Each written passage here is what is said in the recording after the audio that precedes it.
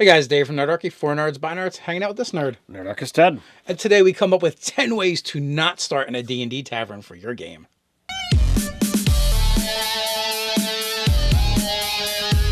Jump down in the description below where you can sign up for Nerdarchy, the newsletter, get weekly gaming tips, as well as learn how to game with Nerdarchy. Someone wanted to know, how do you start an adventure and not start with, your classic trope of in the tavern? Not that there's anything wrong with that, because I've had a lot of fun with that, and there's different ways of doing it.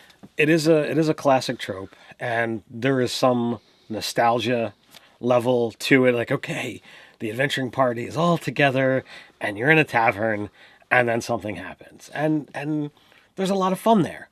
But some people are sick and tired of it. I saw a post on Facebook where someone's like, how do I not do it? What are the other options? Step one, just don't do it. Well, not everybody has the wherewithal to... Laundromat. You guys are all in the laundromat. Not everybody's got the wherewithal to really put the gears together and start somewhere else that makes a lot of sense. Right. So we came up with 10 cool places you could start instead of in the tavern. Absolutely. So one of the first things that we came up with is, what if they're at an auction? And you can take this in a variety of different ways. Yeah, I mean, an auction, it could be a slave auction. It could be a livestock stock auction. It could be an art auction. It could be an estate auction. There could be a ton of different things that people could have for sale. They themselves could be up on the auction block. That's right. And with each of these things, you could then give the players agency and you say, tell me why you're here. Not, oh, would you be there or not? Because that creates problems for yourself. As the DM, just tell them, you're here, tell me why. It allows them to share into why would they be there. You want, as a player, you want a reason to play, and as the DM, you want your players to give you a reason to play. If you start off where you have to almost convince them to be part of the party, I would rather just find new players. Well, we've had a number of GM 901s come in where that's the gist of it. The player is bucking whatever the DM does, and it's just like, I get tired of hearing that. It's like, aren't these people wanting to play this game? Yeah, what are you here for? Well, let's jump into number 2, and that is a party. And this could be various ways of getting to this party. The party could be the crux of it. All right, you guys are criminals and you're here for a heist. You're here under fake pseudonyms, and sometime during the party there's going to be a distraction caused by the guild, and you got to sneak off and go do a thing.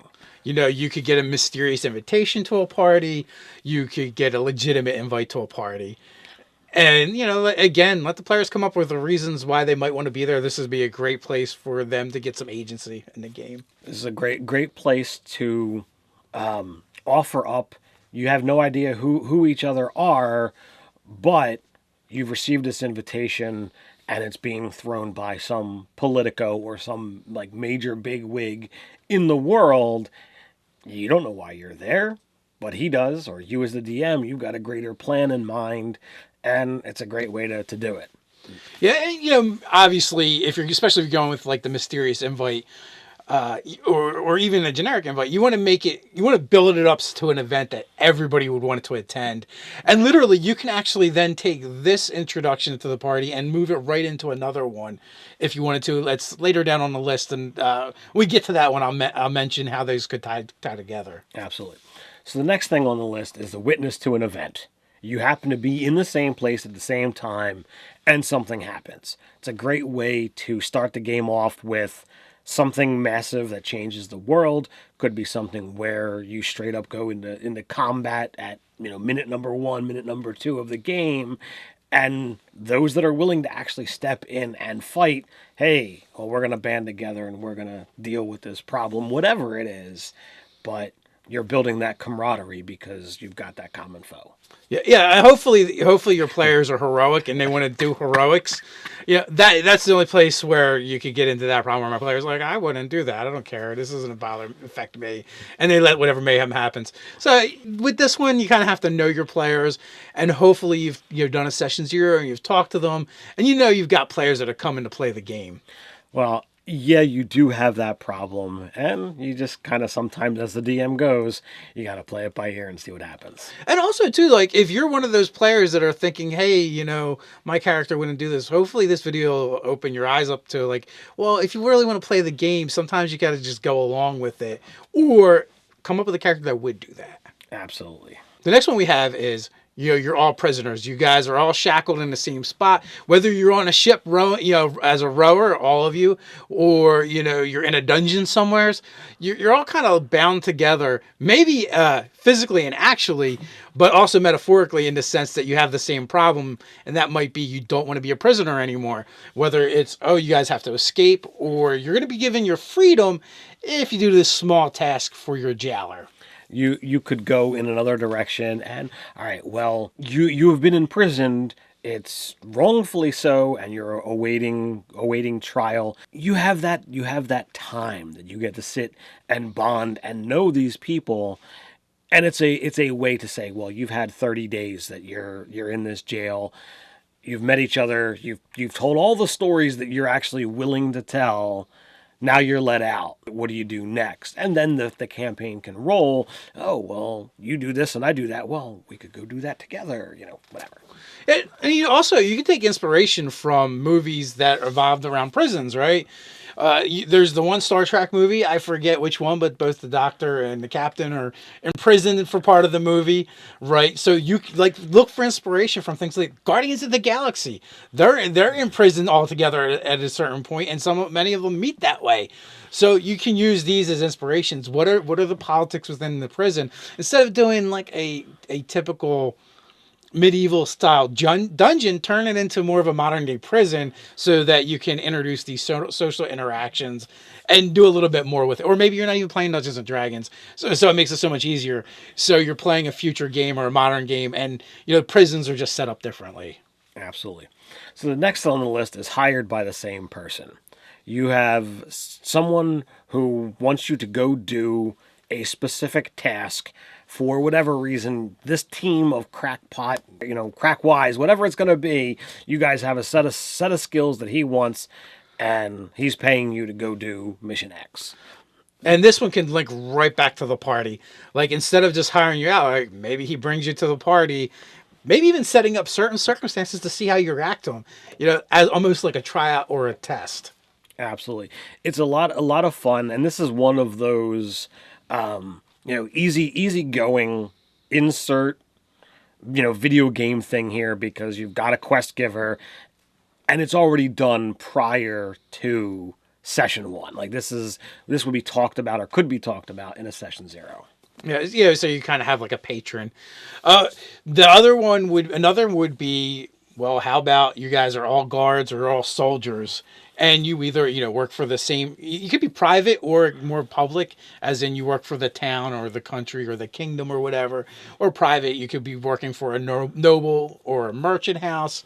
So this way maybe you guys aren't together, as a team, as an adventuring party, but you would have maybe passingly know of each other. You're doing the same kind of duties. You have a common bond where maybe the objective is the same. Whatever it is whatever your soldiering duties are or your guard duties are, generally you're going to all have the same goal with that. So that would bring you guys together. It'd be a good jumping off point. So while as the hired by the same person is a specific task, here you have a specific job, and it's longer winded potentially, and you've got the ability to have multiple occurrences over the same session or over a background of time. So the next one, I believe we are on to number 6 here, is you all happen to be in the same ruins of a town, city, perhaps even the tavern of said place. And this could be like you were there and an event pretty much destroys everything around you. Somehow you survive. You wake up there, regaining consciousness, and you're in this ruined husk of a town or a city. You don't know what happened. And, maybe it's a dangerous place, and the only thing around you is the other player characters. Are they another other threat or possible allies. So this is a lot of fun, and you can play with it in a number of different angles. If you're ever looking to do like the amnesia game where everyone is kind of at a loss for who they are and what's happened, this is a great place to start. It's a twist on the actual trope we're talking about of starting in the tavern. You're in a building. There's tables. There's mugs. All is destroyed. The roof has been completely ripped off. So you're not really in the tavern anymore. There's no one around. There's no one to serve you mead, but it's all destroyed, and you got to figure out what's going on and what's actually happened. So there's a lot of fun that could be taken, and a lot of directions you could go with this angle. It could be straight up adventure crawl / mystery. So the next one here is you have dreams or prophecy that leads all the characters into a specific location or to the right direction. And you could set up in a session 0 what prophecy and dreams are being dealt with and being done, and you could start all at the same spot, possibly with the characters even having a slight idea of who the other characters are through the prophecy and visions. So you could have that, well, don't I know you kind of feeling? Yeah, that's what I was absolutely going to say is the visions could be of the other player characters. Maybe things they're doing, maybe things they're going to do. Who knows, but when the player that's having the vision sees the other player, they're going to have that moment where there's a connection. So that would be another way of leading them together. And also like trying to figure out this prophecy and these visions and dreams. Maybe they won't, maybe whenever they try to ignore them, they become stronger. They interfere with their daily lives and activities. And they start investigating these things just out of, I can't get anything done because I'm constantly seeing other places, while I'm here, and it's causing problems, and I just need it to stop.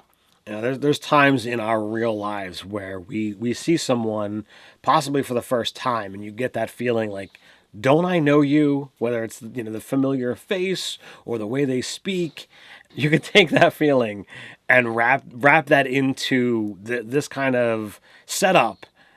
The first time they see the other players, or the other characters. And you're like, wait a second, don't I know you? And it'd be a lot of fun to go with it from that angle. Or you can even toy with like symbolism and stuff like that. So it's like specific pieces of gear that the other party members have on them that's visible. They see that and they're like, whoa, and they flash back to the vision, and you can do things like that as well. So it's just an interesting and fun way to kind of introduce people to the other characters without them even getting together, and then you work towards that.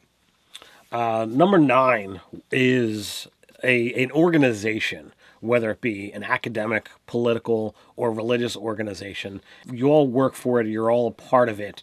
So it's kind of like, all right, it's the rebellion. Let's rebel.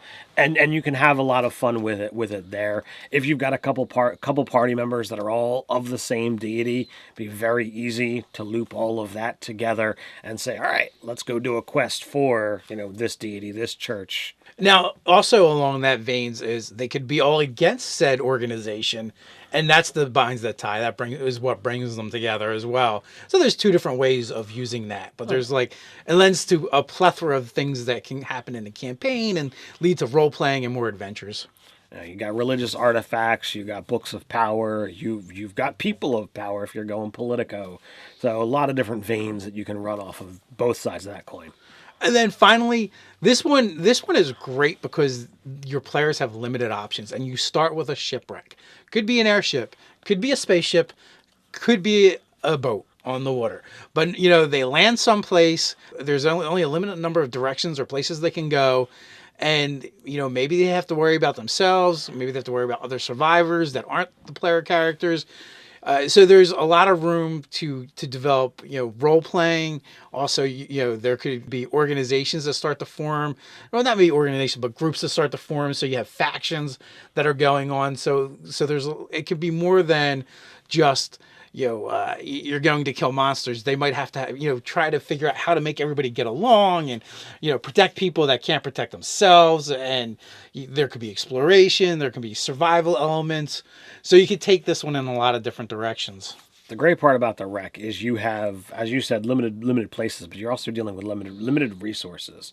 So if perhaps it's a storm that destroyed the vessel and it hasn't gone away, you have to jump right into action. And typically those of the player caliber, player character caliber, are the ones who are going to take action and are going to be the ones that go get resources, go build structures, go do things that are going to save everyone. If you have the NPCs removed and it's just the party members, that makes it that much easier. And depending upon what kind of threats and stuff might exist on the island, perhaps it's uncharted.